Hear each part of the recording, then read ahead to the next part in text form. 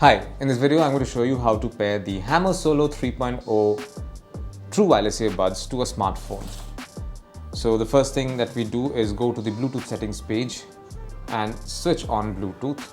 Turn on Bluetooth. There you go. I'm going to turn it on. It's searching for a new device now. I'm going to stay here for a while.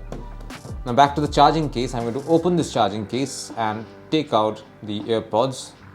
You'll notice that this AirPods has this LED light glowing red and blue right over here. There you can see.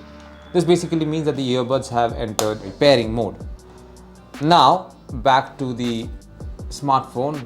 Now when I search for a new device, I get this particular option, Hammer Solo 3.0. I'm going to click on that and then I'm going to click on pair over here. That's it, the device is now paired. It has 60% battery. I'm going to listen to some music and check it out. So yes, it sounds great. It sounds pretty good in fact. And that's it. This is how you pair the Hammer Solo 3.0 True Wireless Earbuds Black variant to a smartphone. Thank you for watching.